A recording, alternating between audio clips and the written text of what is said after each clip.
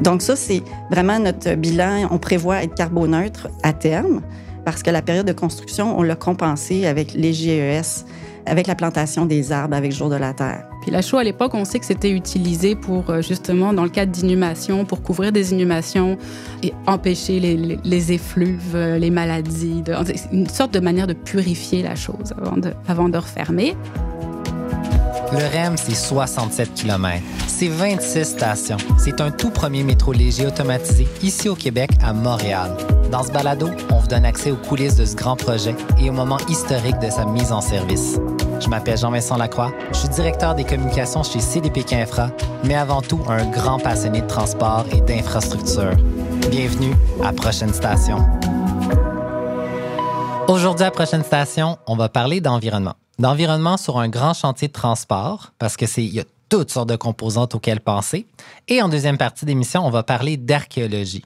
Et là, pourquoi on parle d'archéologie? C'est parce que dans le cadre des travaux du REM, on a fait des découvertes fascinantes. Et on va rentrer dans tous les détails de ces découvertes-là avec Marine Pouèche, qui est archéologue chargée de projet chez Ethnoscope. Mais tout d'abord, j'ai le plaisir d'accueillir Élisabeth Boivin, qui est directrice en environnement chez CDPQ Infra. Bonjour Élisabeth. Bonjour Jean-Vincent. Élisabeth est directrice en environnement pour le REM depuis 2016. Oui, tout à fait. Je suis arrivée à la fin de l'année 2016. Donc, 2016, là, on plonge dans le passé. Là, c'est presque au début du projet. Et là, pour partir la conversation, j'aimerais te présenter quelque chose. En fait, c'est la une du journal La Presse. À l'époque, que c'était papier. Donc, en 2016, c'était papier. C'est lorsqu'on a annoncé le projet en avril 2016. Donc, à ce moment-là, tu n'es pas parmi nous. Tu n'es pas dans l'équipe du REM, mais tu vois ça. Tu as déjà ce chapeau-là environnemental et tu embarques dans l'aventure du REM la même année. Qu'est-ce que ça fait pour quelqu'un en environnement de dire hey, « moi, j'embarque dans un projet de 67 km de transport collectif ». Ça fait un gros wow. Ça fait un gros wow. En fait, moi, je suivais déjà l'actualité en 2016 et c'est sûr que quand le REM est apparu dans le décor, j'étais fascinée par ce projet-là. Fascinée par son envergure. Fascinée par ce nouveau joueur-là qui arrivait dans le décor au Québec, que je connaissais pas. Et je trouvais ça vraiment surprenant quand l'annonce a été faite, là, parce que rapidement, en fait, ce projet-là a pris forme et on n'a pas l'habitude de ça au Québec. Habituellement, on entend parler des projets longtemps à l'avance. Alors, rapidement, je me suis vraiment informée de près. Et pour ça que j'ai été très, très heureuse quand j'ai reçu un coup de téléphone pour initier le processus d'embauche pour être embauchée à CDPQ Infra. Donc là, on annonce le projet avril 2016. Tu arrives dans l'équipe en décembre 2016. Tu as le chapeau, la responsabilité de l'environnement. C'est quoi notre rôle quand on est responsable de l'environnement pour un projet d'une aussi grande ampleur que le REM? Au début, il y avait un gros processus de cartographie des permis en fonction de l'échéancier du projet, puis de s'assurer de pouvoir livrer les permis environnementaux à temps pour la construction, en coordination avec notre entrepreneur. Donc ça, c'était vraiment le premier rôle que j'ai tenu. Puis là, il y a des gens, il y a toutes sortes d'opinions sur l'environnement. Il y a évidemment l'environnement, c'est un mot qui est fondateur. Tout le monde sait, pour le futur, c'est important d'être soucieux. Mais tu as des gens, des fois aussi, qui disent, mais est-ce qu'on s'accroche trop dans les considérations environnementales? Là, on parle de transport collectif.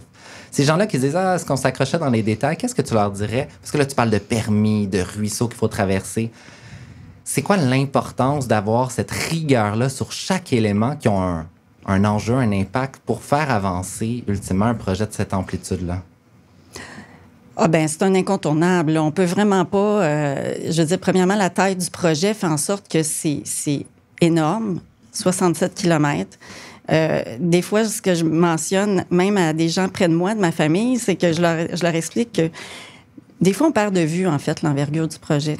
Au bureau, on se promène sur notre cartographie, on est sur l'ordinateur, on se promène. J'ai tel enjeu, un milieu humide à Brossard. Puis là, tu zoomes sur Brossard. OK, faut qu'on parle à la ville, faut qu'on parle au ministère de l'Environnement.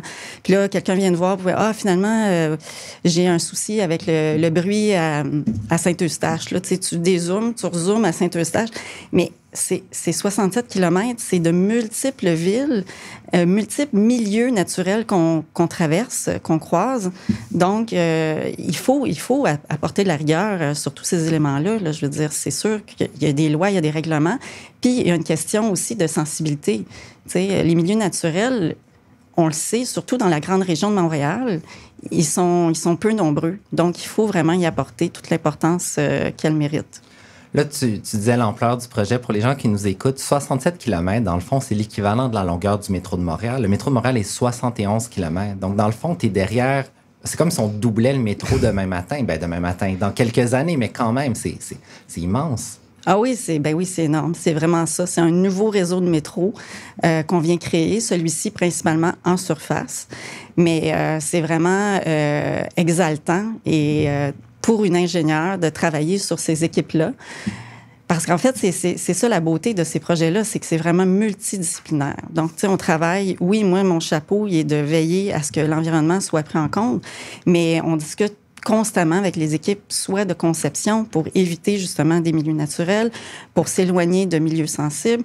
On parle avec toutes les disciplines, là, des biologistes, des acousticiens, des archéologues. Toutes les disciplines doivent être représentées pour s'assurer qu'on mène à bien notre mandat. Là, je veux qu'on rentre dans un exemple précis parce que, bon, il y a des enjeux, il y a des éléments qu'il faut être sensible, qu'il faut éviter, qu'il faut mitiger, mais des fois, on peut innover aussi. Puis là, je veux t'amener à parler de la fiducie foncière agricole REM. C'est quand même un projet que tu as à cœur. Mets-nous un peu en contexte dans comment on est arrivé à créer cette fiducie. Ben en fait, la fiducie agricole REM, c'est vraiment un bel exemple parce que c'est une idée, en fait, qui est venue de la société civile.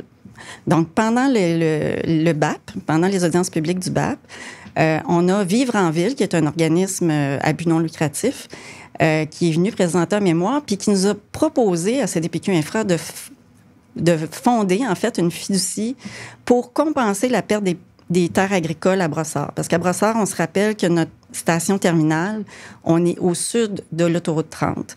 À l'époque, on se faisait beaucoup critiquer parce que l'autoroute 30, c'est une barrière psychologique où, en fait, là, le zonage, la ville et l'UPA militaient beaucoup pour qu'il n'y ait jamais de dézonage au sud de l'autoroute. Bon, pendant l'étude d'impact, on a étudié vraiment tous les cadrans de ce secteur-là, l'intersection de l'autoroute 10 et l'autoroute 30, pour arriver à la conclusion qu'on devait s'installer sur des terres agricoles. Et puis là, nous, on a mis l'équivalent du 30 hectares de terres agricoles sur lesquelles on a installé notre station en valeur monétaire dans la fiducie. Puis la fiducie, il y a 7 fiduciaires qui siègent sur le conseil d'administration.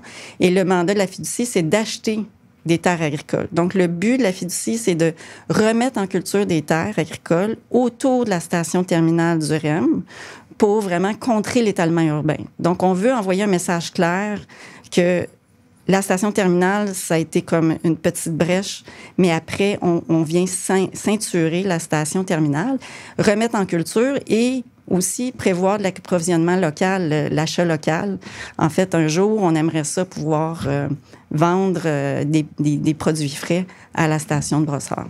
Donc, on parle d'agriculture. Maintenant, je fais un bond, je vais du côté des GES. Parce qu'on le sait, quand on bâtit du transport collectif, essentiellement, on veut laisser l'auto à la maison, on embarque dans du transport collectif, on évite des GES. Mais il faut le construire.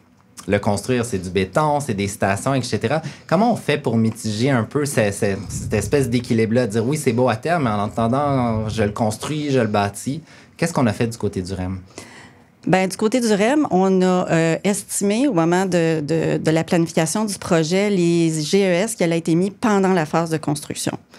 Et une fois qu'on a obtenu le volume estimé des GES émis en construction, on a mis en place un partenariat avec le Jour de la Terre pour planter des arbres partout autour de Montréal pour aller compenser les émissions de GES qu'on avait émis pendant la construction.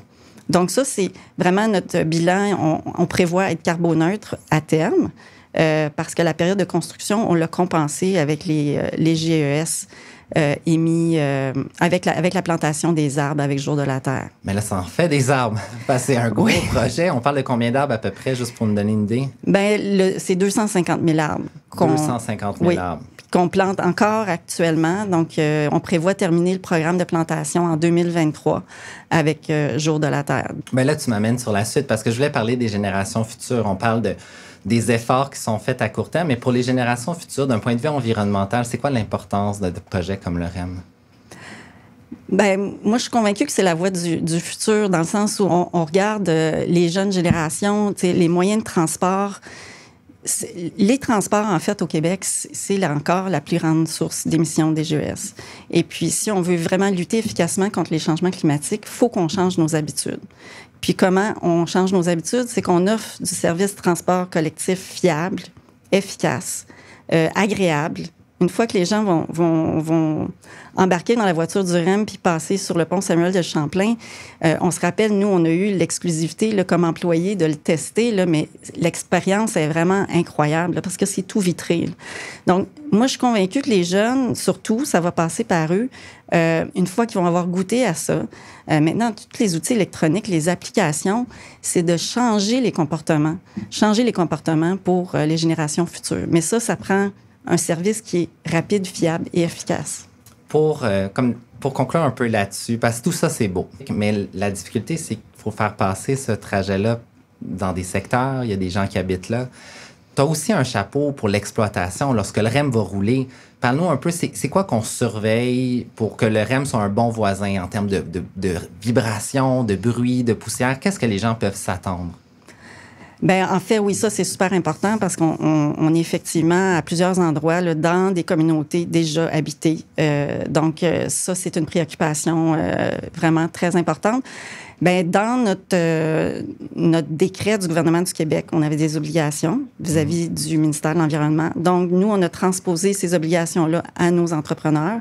Donc, en ce moment, justement, on a revu toutes les modélisations sonores du REM une fois qu'il va être en service. Et la conception a pris en compte les impacts à certains endroits le long du tracé. Quand il y a les impacts significatifs, donc selon les critères du ministère de l'Environnement et du ministère des Transports du Québec, on a construit les murs anti-bruit. Donc, il faut vraiment que les gens comprennent en fait que dès la mise en service, les mesures de mitigation pour l'exploitation vont déjà être en place. Donc, les murs anti-bruit vont être là. Mais nous, ça ne nous décharge pas par la suite. Là, on a l'obligation de suivre annuellement le climat sonore, donc le bruit en exploitation. Même chose pour les vibrations, même chose pour les émanations, poussières, etc. Ça doit pas être... Les poussières, il n'y en a pas essentiellement. Là, en exploitation, je veux dire, c'est un système automatisé sur rail. Donc, ça, c'est vraiment très, très, très minime. Là. En fait, c'est négligeable là, dans le contexte montréalais. Au niveau des vibrations, ça aussi, on a fait une modélisation détaillée avec tout le système, puis avec les infrastructures, comment on s'est construit. À certains endroits, on est sur du ballast. À certains endroits, on est sur une structure aérienne sur laquelle les rails sont soudés. Donc, vraiment, en fonction de tout le design, toute la conception du projet, on a modélisé. Et puis, à certains endroits, on a ajouté des mesures, comme par exemple des tapis qui absorbent les vibrations sous les rails. Elisabeth, c'est fascinant. J'adore ça, parler d'environnement. C'est du transport collectif, tu l'as dit, c'est l'avenir, mais en même temps, il ne faut pas négliger les détails. Il faut regarder chaque étape, puis il faut avancer, surtout que là, on parle de quelque chose de colossal à terme. On va faire une transition musicale. On va revenir pour la deuxième partie de cet épisode-là avec un autre invité, Marine Puech, que tu connais bien. On va parler d'archéologie. Alors, pour faire cette transition-là, je t'invite à écouter. Ça va nous introduire vers la communauté irlandaise et l'initiation, l'innovation qu'on a faite avec l'archéologie. Merci beaucoup, Elisabeth. De rien.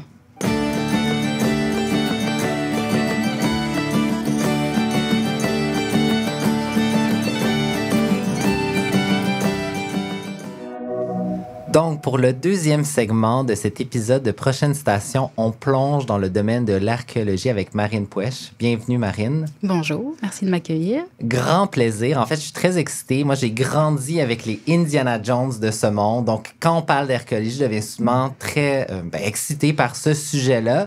Dis-moi, d'entrée de jeu, on pourrait se demander, un projet comme le REM, des travaux, des chantiers, qu'est-ce que fait un archéologue? Quel est son rôle dans des projets de cette envergure-là? Bon, c'est sûr qu'un archéologue, il va pas débarquer sur un chantier avec son chapeau puis son lasso puis dire « Arrêtez de creuser, laissez-moi passer, je vais fouiller puis vous arrêtez ça pendant 6 mois. » Non, c'est pas comme ça que ça se passe. On est consulté vraiment en amont des projets.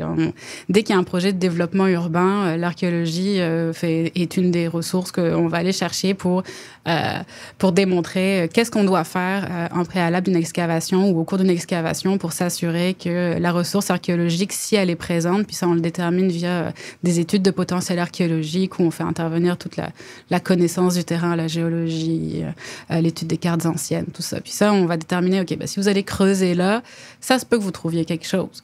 Il y a un potentiel de, par exemple, trouver des sites préhistoriques parce qu'on est à côté d'un ruisseau qui était navigable, parce qu'on sait qu'à cette époque-là, cet espace-là avait émergé des eaux. Donc, c'est tout ça. Puis pour la période historique, on a des cartes anciennes, puis ça nous permet de dire, là, si vous intervenez là, ça se peut que vous tombiez sur quelque chose. Il ne faudra pas être surpris. Donc, l'archéologue, il va vraiment rentrer très, très tôt dans un projet de développement et son intervention va être faite en fonction des recommandations qu'on a faites dans un rapport qu'on met à nos différents clients à ce moment-là. Donc, il y a rarement des surprises. Oui, il y a encore des cas de découverte fortuite, puis là, on est surpris.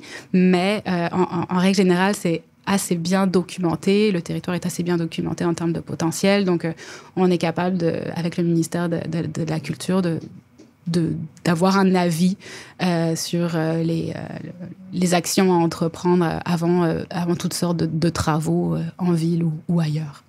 Donc, un peu un gardien de l'histoire. Oui, c'est ça. Donc, c'est sûr, ça passe par les études de potentiel d'abord. Puis, quand on est sur un terrain où on a détecté qu'on avait probablement de quoi faire, on va faire un inventaire archéologique. Donc, ça, c'est comme des petits sondages ou alors ça peut être juste de la supervision. On va suivre une pelle mécanique, puis on va faire nos enregistrements rapides parce que oui, on sait qu'il y a quelque chose, mais l'importance, on n'en est pas sûr.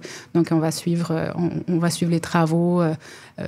On va être, c'est ça, un peu le gardien de nos sous-sols.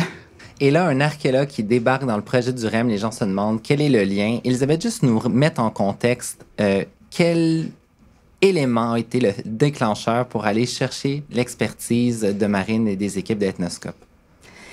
En fait, on a dû cartographier l'ensemble du projet. Donc, le 67 km a fait l'objet d'études de potentiel archéologique. C'est quoi ça, une étude de potentiel archéologique? C'est l'analyse des cartes anciennes. Donc, ça, c'est vraiment les firmes qu'on a embauchées, dont Ethnoscope a réalisé. C'est-à-dire, ils prennent toutes les cartes historiques de la grande région de Montréal et les superposent au tracé du REM.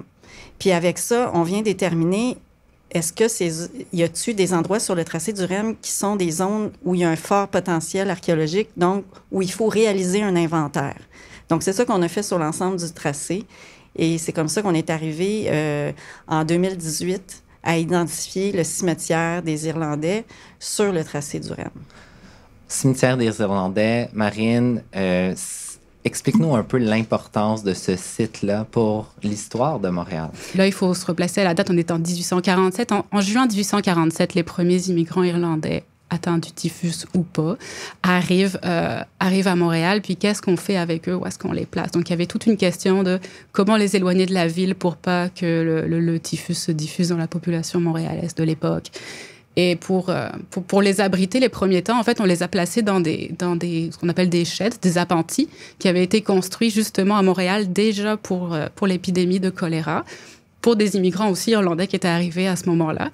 Et on les a placés là. Mais à un moment donné, le flux d'immigrants était tellement énorme qu'il a fallu reconstruire quelque part ailleurs des chaises, des appentis, des hôpitaux temporaires pour les soigner, les accueillir et évidemment les enterrer s'ils mouraient.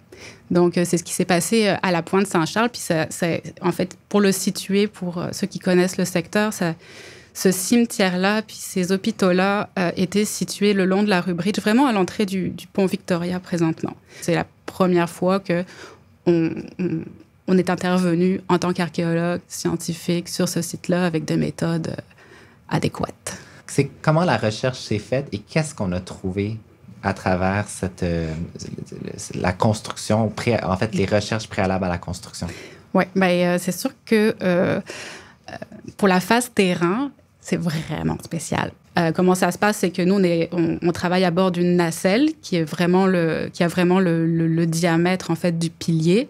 La nacelle est retenue par une grue, un genre de piqueur, puis ça nous lève dans les airs. On fait attention s'il y a des passages de train. On est en communication avec le CN qui nous donne le go ou non pour y aller.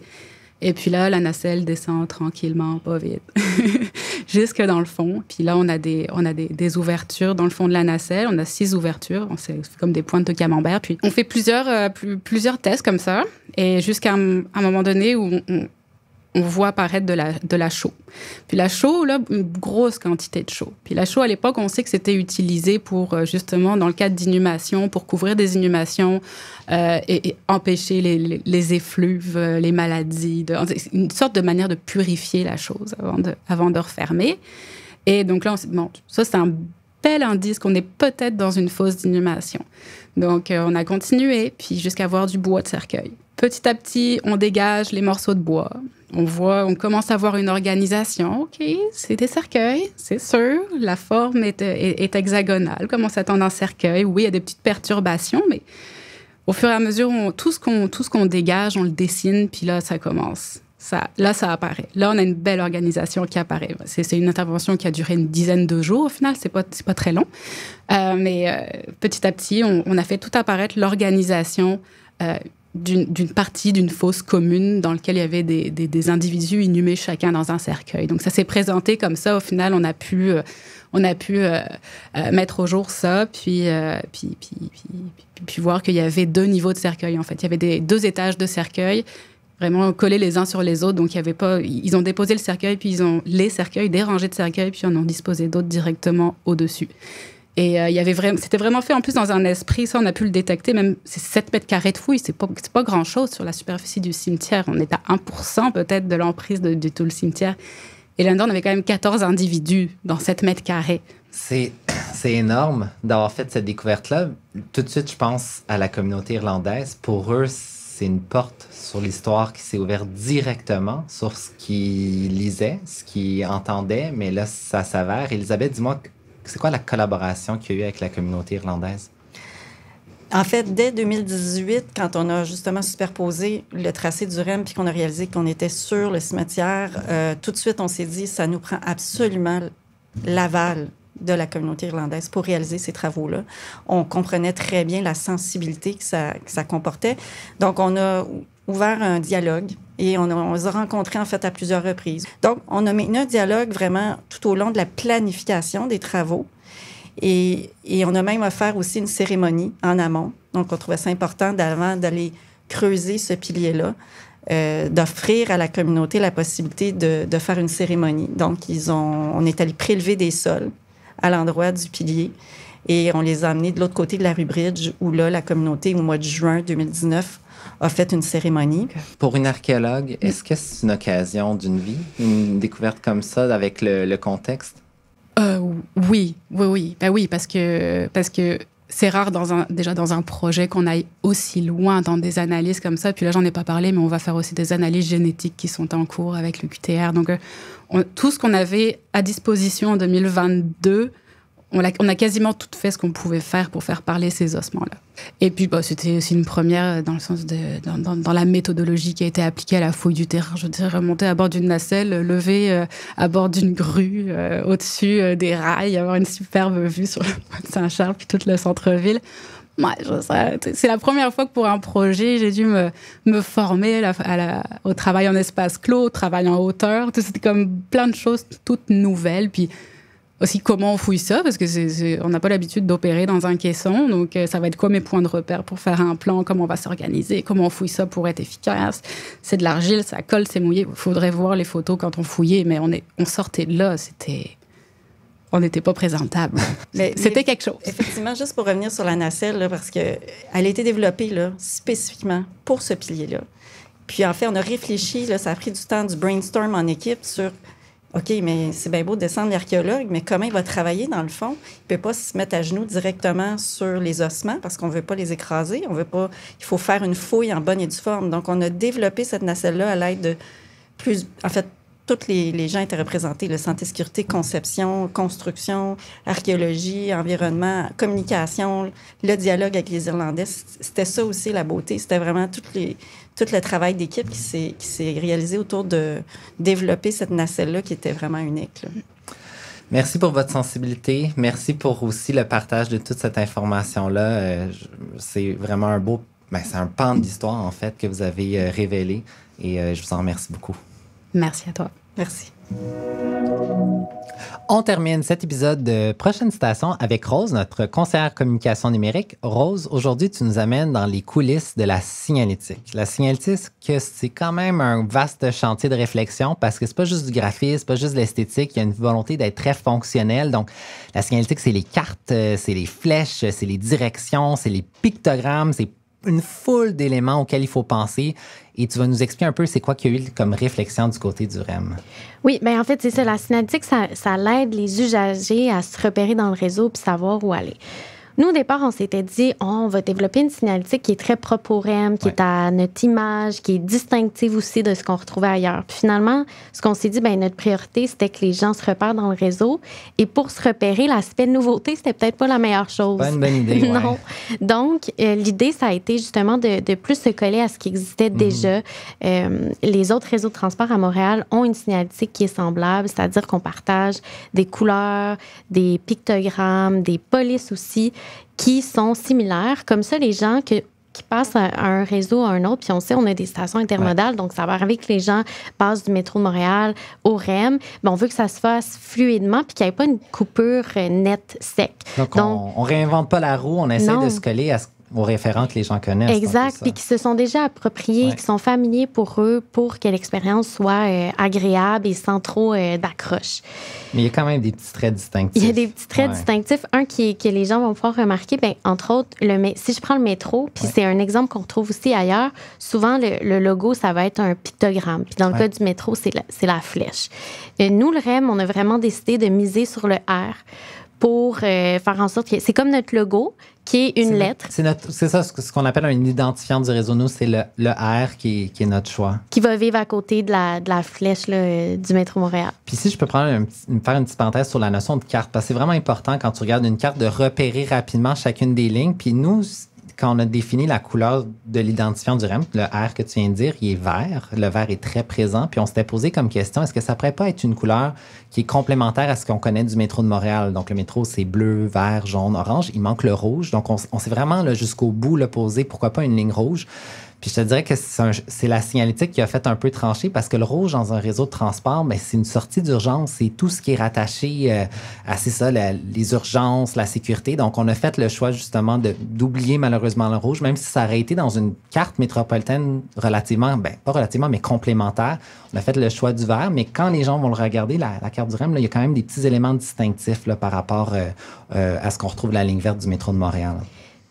La signalétique, elle va être aussi très importante parce que on a un tronçon principal, mais à un certain moment, le tracé du REM se segmente en 3 branches. Ouais. Donc, les gens vont devoir adapter leur façon d'emprunter le REM en fonction de regarder vers où ils veulent aller dans la finalité, en fait, de leur parcours pour savoir quelle branche emprunter. Puis si je regarde sur les cartes là, qu'on est en train de finaliser, qu'on va retrouver dans le réseau, ça va être identifié par A1, A2, A3, A4. Donc, la REM, finalement, c'est la ligne A, mais le 1, 2, 3, 4 identifie, c'est ce que tu viens de nommer, là, les destinations finales, que ce soit la Rive-Sud, de Montagne, l'aéroport ou l'Anse-à-Lorme. Au-delà de la signalétique, j'aimerais ça que tu nous parles sur une particularité pour aider à circuler, c'est les indicateurs de charge. Ça aussi, c'est assez nouveau. Il y en a un peu dans le métro, mais nous, c'est particulier comment on les installe. Les indicateurs de charge, en fait, ça va être ça va être indiqué en haut des portes, avant d'embarquer dans le métro. Le niveau d'achalandage, dépendamment de où qu'on se trouve, parce que quand il y a 4 voitures là, attelées ensemble, c'est quand même assez long. Donc, ça va nous inviter justement à aller aux endroits où il y a moins de gens pour qu'on s'assure que ça soit bien réparti là, dans la voiture. Donc, des fois, ce qui arrive, c'est qu'on a un amas de personnes à l'entrée ou à certains endroits. Bien là, on va s'assurer d'indiquer aux gens vers où aller avec ces indicateurs de charge qui vont être au-dessus des portes. Alors, je vous invite, là, quand vous allez embarquer dans le REM, regardez bien tous ces détails-là. C'est pensé, c'est réfléchi. Puis si vous avez des questions, bien, vous nous écrivez. Mais merci, Rose, de nous avoir expliqué un peu tout ça. On comprend mieux comment comment on va se diriger ou quelle est la réflexion derrière la direction de la signalétique du REM. Merci. Prochaine station est un balado produit par CDPQ Infra. Si vous avez des questions concernant le REM, visitez notre site web rem.info ou suivez-nous sur les médias sociaux.